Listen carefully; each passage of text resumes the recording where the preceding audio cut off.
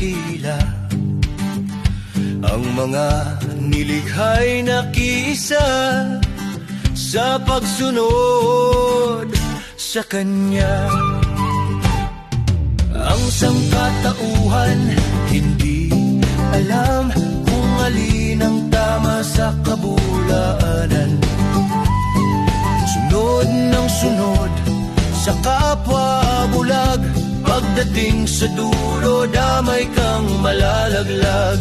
Habang may panahon pa ay dapat aralin ang mga kasulatan at mga bagong salin. Tumutugma lamang ito sa aral ng mga sekta, puro pampaal sa walang mapapala. Kapatid, huwag tahimik, magtanong ka, karapatan mo yan, huwag kang mahiya. Ang diwa mo ay dapat palakasin, huwag basta sumusunod, maging mapanuri din.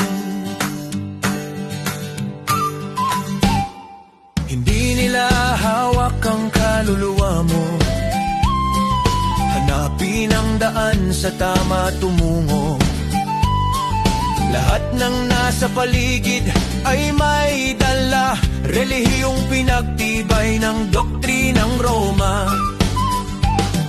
Ang idolo ay hindi lang sa rebulto, maging sa isipan ito ay nabubuo.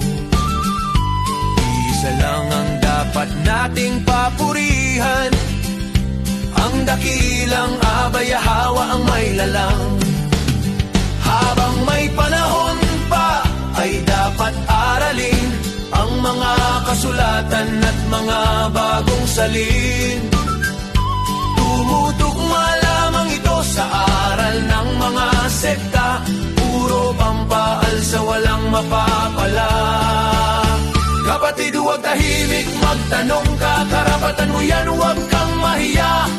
Ang diwa mo ay dapat palakasin, huwag basta sumusunod, maging mapanuri din. Kung sa huwad sa sandal, madaling mabuwal, walang laman ang katuruan kung walang bawal. Sa Torah mo suriin ang kanilang salita, dahil kung hindi dasal mo'y baliwala. Habang may panahon pa ay dapat aralin ang mga kasulatan at mga bagong salin. Tumutugma lamang ito sa aral ng mga sekta, puro pampaal sa walang mapapala. Kapatid, huwag tahimik, magtanong ka, karapatan mo yan, huwag kang mahiya.